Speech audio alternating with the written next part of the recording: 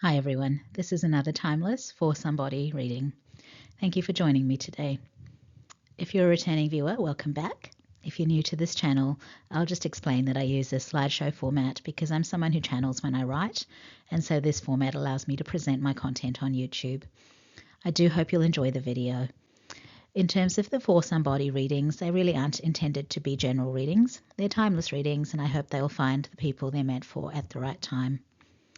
If it's for you, the reading will resonate. If it's not for you, there might still be a reason you were drawn to this reading.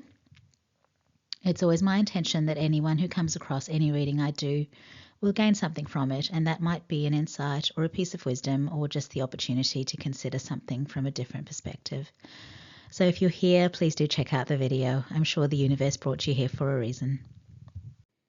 So this is the spread we have today. If you're interested in the decks I've used, I will list them on a slide at the end of the reading. This looks like a beautiful spread, doesn't it? I love all the vibrant colours that are here. I'm seeing that as a positive right from the start. So beautiful energies from just the colours here. The card at the bottom of the deck is the Two of Cups, and it has two goldfish swimming. And there are even some flowers blooming underwater where these fish are swimming. The two fish are making me think of Pisces, so maybe that's relevant for someone. And the goldfish are obviously symbolic of good fortune, prosperity, and abundance. And I think those flowers blooming underwater are representing that really well as well. The Two of Cups is obviously a card about soulmates coming together.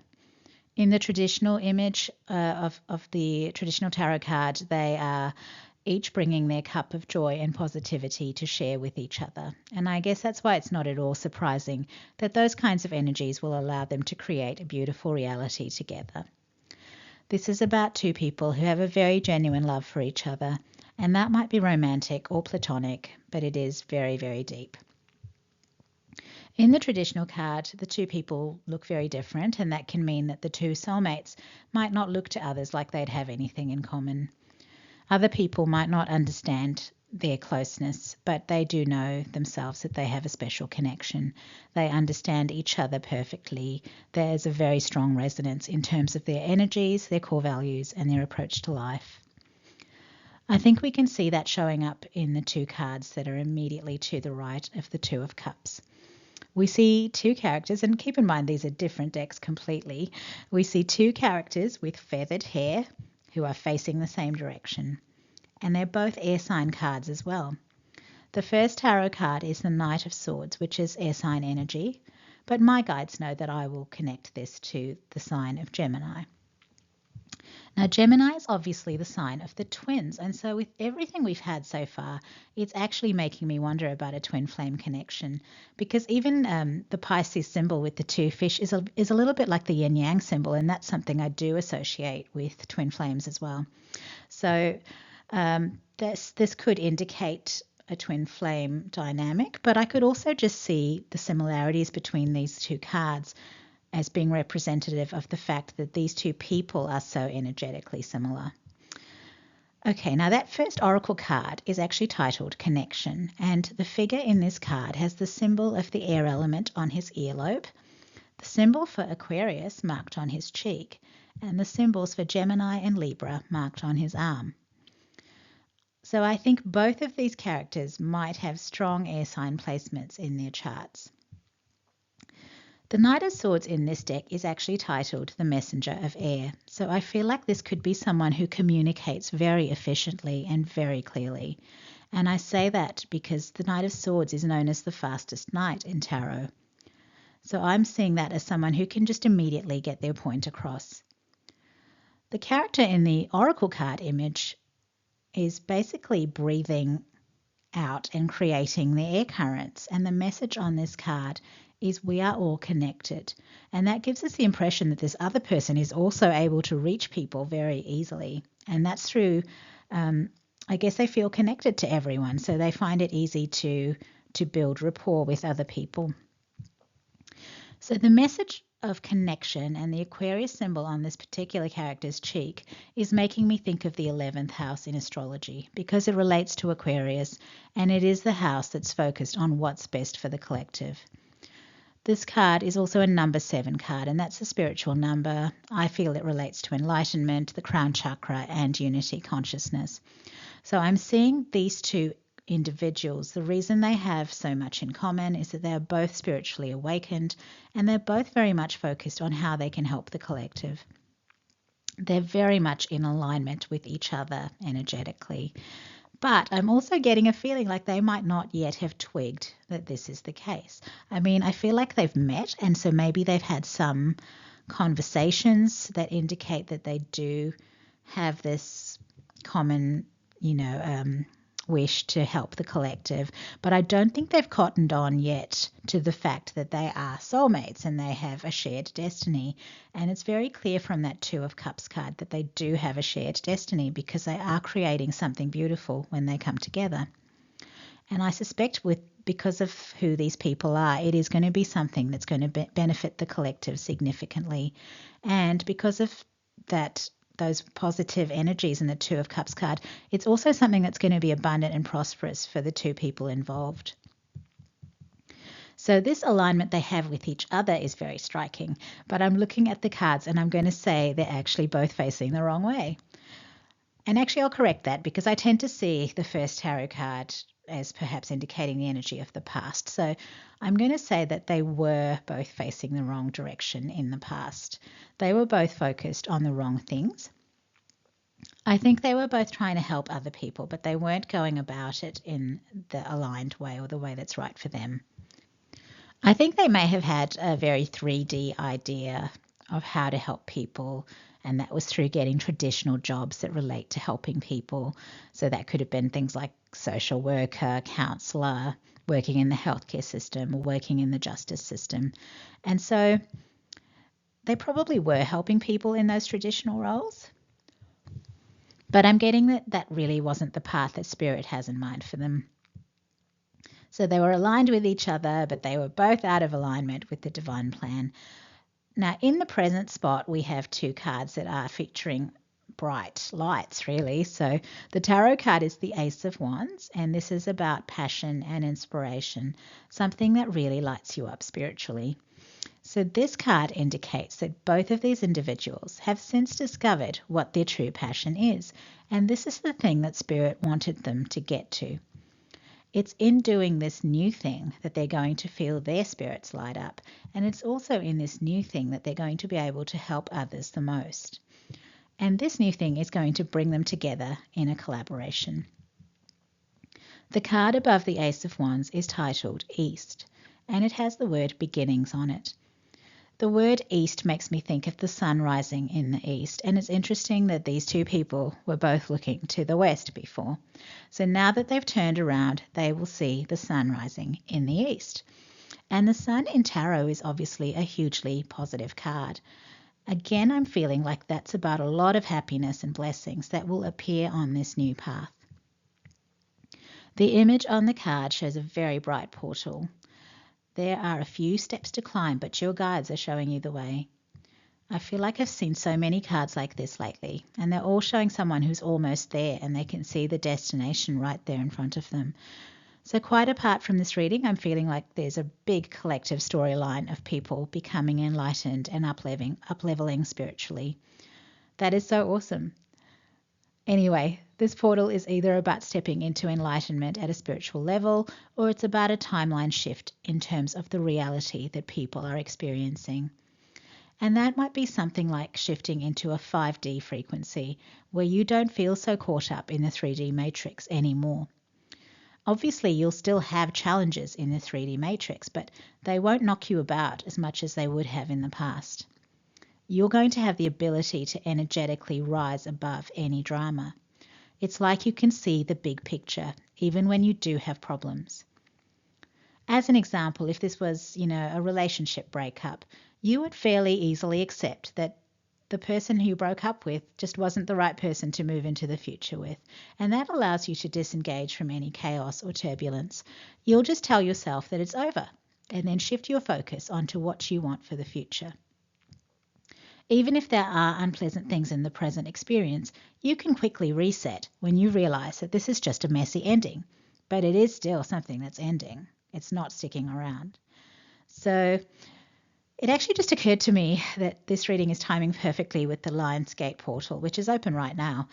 And maybe that's why I've been seeing the same kind of card in multiple spreads. The Lionsgate portal is open from the 28th of July to the 12th of August, and I think it's pretty much the same dates every year. And what it is the alignment of Sirius, Orion, the Sun, and the Earth. Now, this period of time was particularly significant to the ancient Egyptians, and the portal is believed to be very auspicious. I would say it's a great time to be manifesting the future that you want. So maybe be very focused on what you want. Imagine it, picture it, take steps towards creating it. Don't focus on what you don't want. If there's drama, ignore it. If there's negativity, ignore it. Focus on peace, happiness, harmony, love, abundance, safety, security, freedom. Essentially, you need to be focusing on the life experience that you want.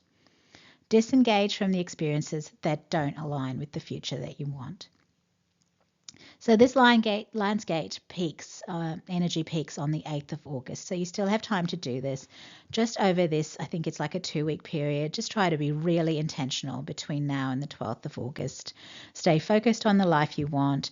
Even if you have some challenging days, keep trying to pull yourself back to imagining yourself in the life that is exactly what you want. And do that as much as you can.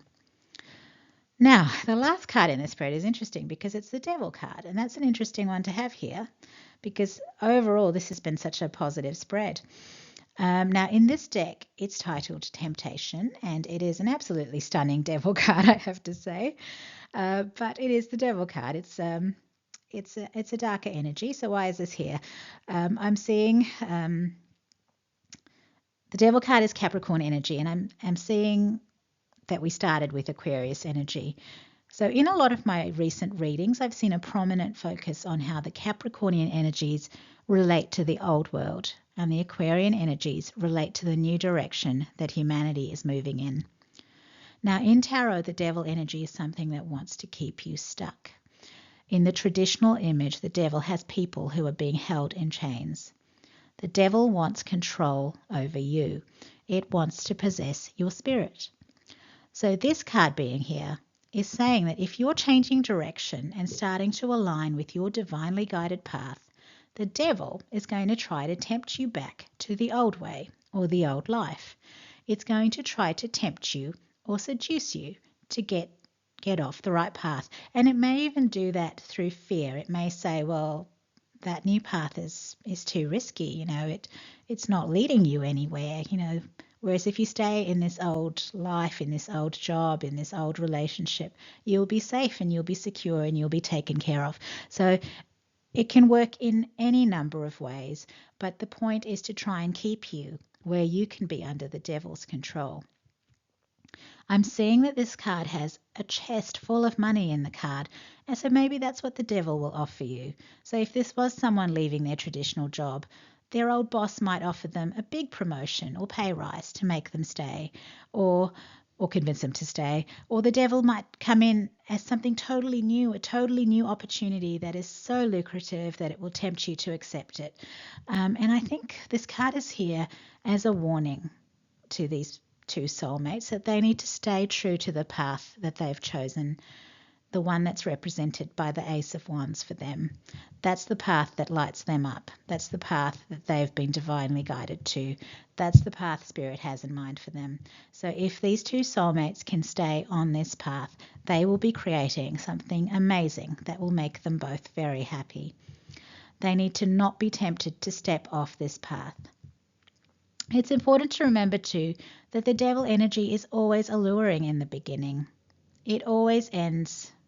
It's always alluring in the beginning, and it always ends with someone being in chains, being controlled by the Devil.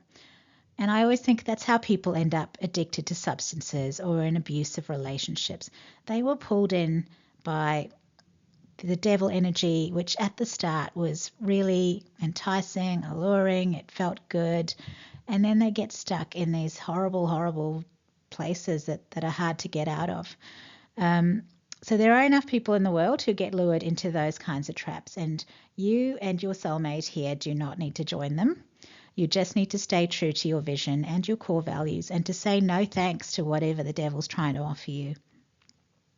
And to be honest, it looks like the universe is planning to bless you abundantly on this guided path anyway. So I don't think in retrospect you'll feel like you missed out on much when you turned down the devil's offer.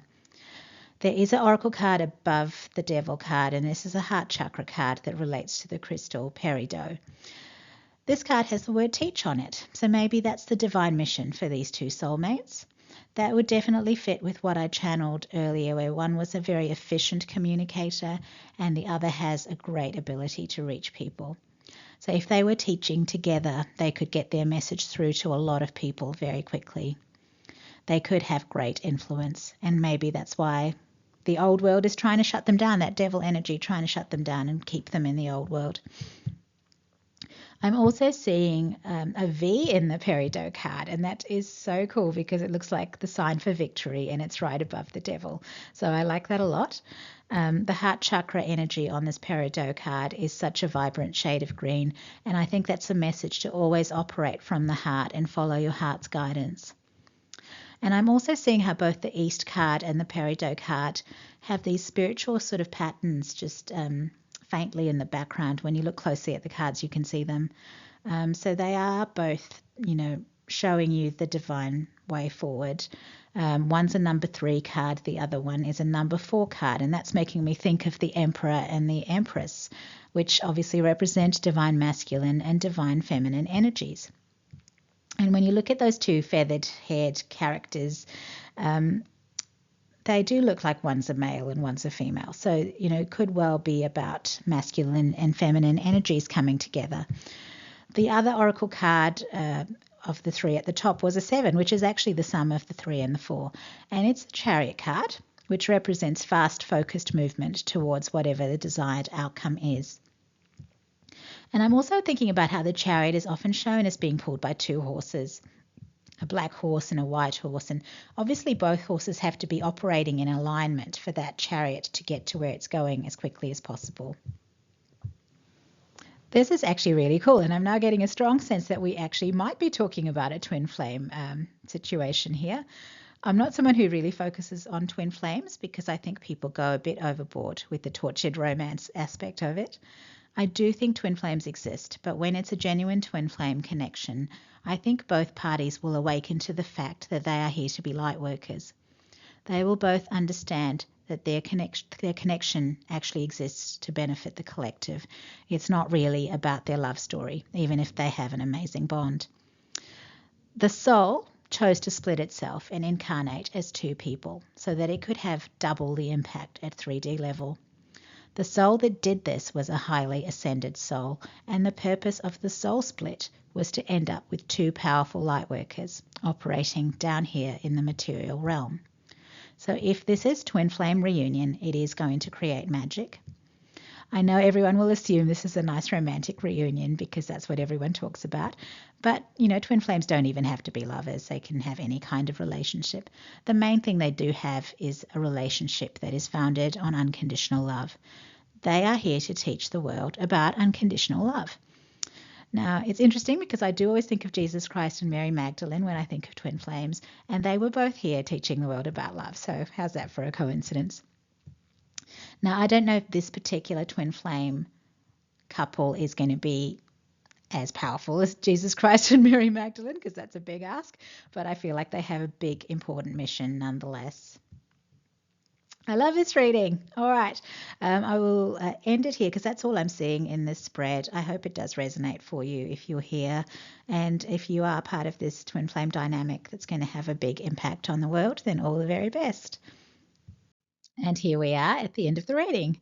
As promised, the decks I used today are listed here. The tarot deck I used was the Good Tarot, and the oracle decks are the Goddess Dream Oracle, the Elemental Oracle, and the Eternal Crystals Oracle cards. The crystal in today's spread was amethyst. Finally, thank you for your support. If you enjoyed this video or found it helpful, please give the video a like or make a comment. Please share the video if you think it would be of interest to other people. If you would like to be notified of videos that I upload in the future, please subscribe to the channel. Also, if you enjoyed this video, please feel free to check out the other videos I've uploaded. And if you would like to support me on Facebook, here is a little thumbnail image of what my Facebook blog page looks like. Anyway, thanks for staying to the end. I hope that I will see you again in a future video.